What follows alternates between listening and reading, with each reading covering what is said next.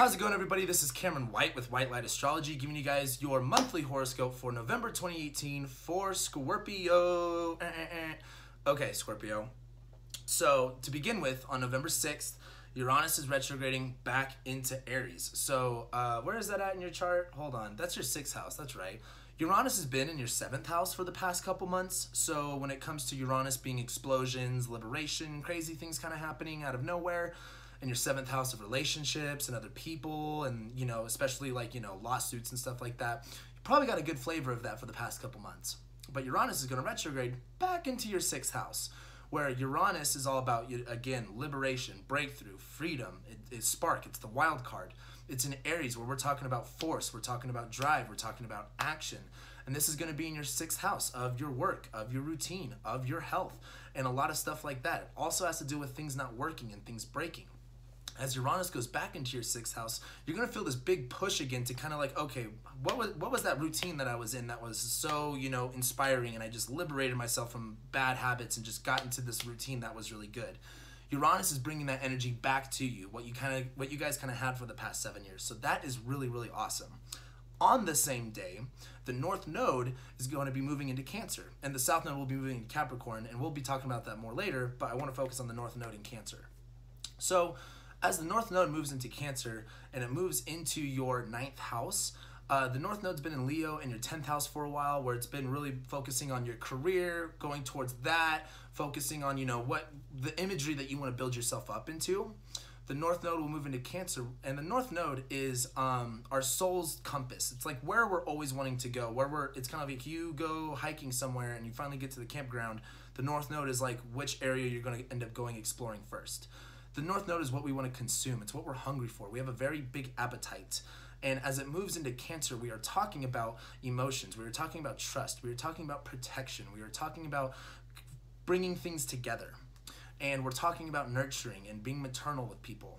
As it moves from Leo of your 10th house into the 9th house, the 9th house has a lot to do with philosophy, spirituality, far distance travel, foreign things. And this is a big deal because as the North Node moves in this, you're going to want to really express more freedom. You're going to want to understand more about what you believe. You're going to want to bring more emotion into what you believe, wanting to go places, wanting to discover more, wanting to be more philosophical, being more spiritual with your life. And you're going to want to protect that. You're going to want to nurture that and make that grow.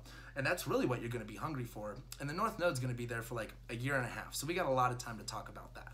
But moving forward, on November 7th, we have the new moon in Scorpio. So you guys have had a lot going on because you've had Jupiter in Scorpio, you've had Venus retrograde in Scorpio, all in your guys' 1st house, or it's been over your sun. This new moon isn't like completely clearing that stuff out. This new moon is taking a big breath of fresh air and a quick time out and game of play. Since Jupiter's been in Scorpio, you've discovered a lot about yourself. You've understood a lot about yourself. You have a better belief system about yourself. Venus retrograde help you really fine-tune where you place your value. Really get clear about what about you do you value and where can you go, go farther with that.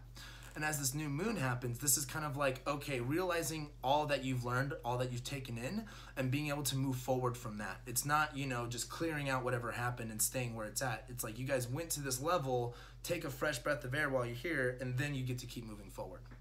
So that's going to be good. Then the next day, Jupiter goes out of your 1st house, say bye-bye, and goes into your 2nd house of Sagittarius, which is awesome because Jupiter's expansion, Jupiter's, abundance, good fortune. He brings gifts. He wants to bless you. He wants to make you believe and have faith and wants to party. He's in Sagittarius where that's, you're at Jupiter's house and Jupiter's throwing a fat party. Jupiter's moving into your 2nd house of money, of material possessions, of ownership, of what you really have. And so as Jupiter moves into your 2nd house, you're going to be like, oh, well, all of a sudden I have a little bit more money. All of a sudden I have a little bit more things going on. So this is going to be really good for what you really own and what you really possess. You're going to be having more and more come to you. Now, we'll be talking more about that with the Mercury retrograde, but to move forward, on November 9th, we have the Mars trine Venus going on. And Venus is still retrograde at this time. She will be in your 12th house. She will be in her home sign of Libra. And this is very confusing for you because Libra rules your 12th house, and Libra is all about relationships, fairness, balance, grace, beauty, relation. And the 12th house is unacknowledged and repressed parts of yourself. And as Venus is still retrograde, where she is still learning, she's still taking things in, she's going through the underworld still, she's learning a lot. You're learning more about yourself in a very graceful attitude, learning more about the self-value and the self-love that you have to bring, and how other people can share that with you. She will still be retrograde, but she will be, in Libra. So this is going to be a big deal. She will be trining Mars. Mars is going to be in your 4th house. Mars is all about severing, he's cutting, getting rid of everything. Mars is action, doing stuff. He's been in your 4th house for a long time, so when it comes to where you're living, your home life, your family, your private life, where you center yourself, it's all been up in the air at the moment. But as Mars trines Venus, Venus is kind of like, hey, you've got to really unlock this part of yourself that has more grace, that can really believe in yourself to get things together and really create, bringing things together the way that you need them to. And Mars in Aquarius is kind of giving you that tact, giving you that creativity, giving you that discipline in order to create that structure and that harmony inside of your home life and your private life. So that's really good stuff. Then on November 16th, we have Venus going direct. Now Venus will be going direct in your 12th house, where this is a lot more of like, okay, what are the beliefs that you have about yourself? What do you love about yourself? And what do you really need to bring that out alive? If you're a Scorpio rising, it's kind of like, it's really easy to look at things through an intense lens. This is just a big time to go, okay, let's be a little bit more graceful. Even though it's kind of harder for you, it's about really being fair and level-headed with it. So that is good, because Venus's retrograde has probably been a big, huge shift in yourself. Then, on the same day, Mars moves into Pisces of your 5th house, where Mars has been in your 4th house for some time, really wrecking that whole, the whole family, home life stuff, just causing a lot of issues.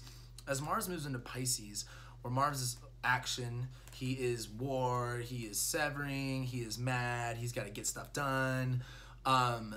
In Pisces, it's not like that, because in Pisces, he really questions why he's doing things and really becomes clear of the meaning behind his actions. And he's not fast right now. He's very much he's slow and quick. It's just kind of depending on the mood, but he will be entering your 5th house of love, of sex, of creation, of art, of music, and the things that you enjoy. Like the 5th house is like your hobbies, like what you want to do, what makes you you. And as Mars goes into your 5th house, it's kind of like, all right, it's time to start cutting away or start really applying more of what you want to do and separating yourself from the things that aren't really serving you anymore, especially in terms of, hobbies and what you really involve yourself with. Mars is kind of like, I'm seeing the bigger picture in this. I'm not being so lost in the facade of, all the possibilities of what I can do and all the things that I want to do. Mars is kind of helping you be clear on where you need to be more tactful, where you need to be more focusing your energy at. And it's going to be a very spiritual journey. It's Mars in Pisces. You have the warrior, taking a tab of acid and going out in the forest. Like, you're gonna realize some stuff. So just be clear. Just know that. That's going to be cool for you guys, because just as long as Mars is out of your 4th house, that's all you probably want at this point. Moving forward, on November 17th, the next day, we have Mercury going retrograde. So Mercury is in Sagittarius at this point. He's in your 2nd house, where Mercury doesn't like to be in Sagittarius. It's very overwhelming for him. It's a very big sign, and Mercury's got a lot of stuff to do, and Jupiter and Sagittarius just wants to give him everything that he can give him. As he goes retrograde in your 2nd house, this is really re-shifting your mindset with, what do you own? What do you possess? How much money are you making? Is this really where you want to go? Is this where you want to take yourself? Like, as Jupiter goes in your 2nd house and you're like, oh, wow, things, I have money, this is great. Mercury's kind of like, okay, you have all this stuff, but what does that mean for you?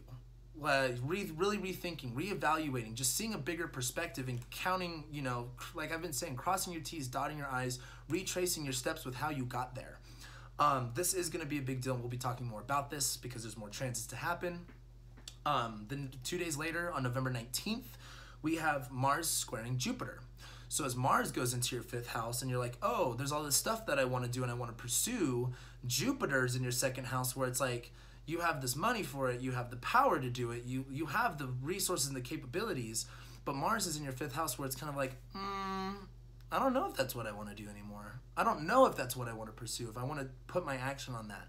And Mars is really going to make you question where you are putting your energy and where you need to cut away from things that just aren't necessarily serving you anymore, things that you just don't want to do anymore. So as the Mars-Jupiter square happens, look at what you have, look at what you want to pursue, and just really question, you know, if you're going to pursue something that's more creative, inspiring to you, like the 5th house is, you know, art, music, sex, kids, children. The 5th house is really just kind of like what makes you you, what your passions are. So Mars is going to kind of help you really get clear on those passions. Then on November 22nd, we have the Sun moving into Sagittarius of your 2nd house. So themes around what you own, what you possess, kind of having stuff and being comfortable with that. That's going to be the main theme. That's just where the Sun is just the light. It's just where the focus is at. But on that same day, we have the full moon in Gemini. This full moon in Gemini is going to be in your 8th house, where the 2nd house is your money, the 8th house is other people's money. The moon lights up things that we don't always see. And it lights up the unconscious, it lights up the dark, and it's an emotional realization. Gemini is all about messages, all about communication, all about, you know, facts, just words, just understanding. So as this full moon happens in Gemini and we're realizing a lot of the answers and we're getting a lot of the information, this is going to be in your 8th house. The 8th house is, in a modern tradition, like, yeah, sex, death, rebirth. It also has to do with other people's money, inheritances, and really it's kind of like you can't do anything without the involvement of someone else. This 8th house is that other person's actual involvement in that. So as this full moon happens, this is going to be like, okay, what do you own? What do you possess? Where do you want to take it? And other people that you're working with in that situation, that's when you're probably going to get answers and clarity of how much they want to invest, how much they want to commit, and so on and so forth. Then, right after that, on November 25th, we have the Sun-Jupiter conjunction at 3 degrees. It's going to stay there for 2 days and move to 4 degrees Sag. And this is really just setting the new ball game of Jupiter and Sag in your 2nd house. We're kind of going, okay, where are my finances? What do I own? What do I want to do with this? Do I want to own more? Do I want to possess more? Do I, you know, is this the stuff that I even want? Are you know, do you want to travel and buy foreign things? Like, oh, that would be awesome. Like Jupiter, Sag, 2nd house, like go travel somewhere and buy something really weird and foreign. That would be cool. But that's just basically resetting the mood, resetting the intentions, resetting the whole Jupiter and Sag vibe. Rather than Jupiter and Scorpio being in your 1st house, now we're looking at, all right, what do you have? What's good about it? Where do you want to believe about that? Where do you want to take that? So that's just good stuff. Then on November 27th, we have the Sun-Mercury conjunction, where as Mercury's been retrograde now for a little while, and he goes Cazimi underneath the Sun. This is kind of, you know, as we talked about with Mercury retrograding, it's kind of like, okay, what do I have? What do I possess? What do I really want to possess? What do I want to own that's mine? And, you know, or like how much money do you want to make? Or where do you want to even put your money? As Mercury conjuncts the Sun, this is kind of going like, oh, okay, like I'm starting to really see now. You retraced your steps. You really, you know, Sagittarius is all about moving forward. And with Mercury retrograding, it's kind of like you have to backtrack a little bit. So as Mercury hits the Sun, this is kind of realizing what you forgot, kind of realizing, oh yeah, I wanted to do this. Oh yeah, I wanted to go for this. But immediately after, Mercury will conjunct Jupiter. And this is a pretty big deal because as Mercury is retrograde in Sag, he's already kind of overwhelmed with everything that he forgot. Jupiter's going to be right there. He's going, hey, bring more stuff with you. Add on more. Where do you want to keep going? What do you want to keep owning and possessing? And Mercury is just kind of looking at, all right, well, what are my beliefs about what I own? What are my beliefs about my possessions, and how can I rethink that? How can I reevaluate that to be more clear with what I want to own, what I do own, where I want to do with that stuff, and, you know, X, Y, and Z about 2nd house things. Then to end this month, on November 30th, we have Venus opposed. Actually, before we get into that, we have Mercury retrograding back into Scorpio, where as Mercury has been retrograde in your 2nd house, in Sagittarius, really thinking about what you have and what you want to do with it. As Mercury bounces back into Scorpio, this is realizing who you are, you know, being specific, being clear about who you are, being more expressive of yourself, being clear about that in order to really help you move forward when it comes to taking what you have and doing something with it. It's kind of like, okay, I have all this stuff, what do I do with it? Mercury comes back into Scorpio and you're like, oh yeah, I'm that bitch, so this is what I'm going to do. Like, this is what I want. So that's going to be good stuff, but Mercury will not be direct by the time November ends. And when November ends on November 30th, we have the Venus-Uranus opposition at 29 Libra and 29 Aries. Venus is at 29 Libra in your 12th house, where it really is about uncovering and really bringing out the more beautiful sides of you, really understanding that self-awareness of self-love and gratitude, and what you really do bring into this world, because that's been a big thing for you. As Uranus is in 29 degrees Aries in your 6th house, this is about if that needs to be expressed, you need to put that in every single day. You need to act on that Venus and Libra stuff. That is inside of you. You've learned that. You've grown through that. It's just about you having the spark of action to make changes in your life. Make changes in your habits. Make changes in your health. Make changes in everything. Things that aren't working anymore, change that. Focus on how you can make things work. It's going to be kind of a very boom, explosive thing, because then right after that, Venus moves into Scorpio back into your 1st house. But that's what this month's looking for, for you guys. It's going to be a lot less intense than it has been for the past year and a half.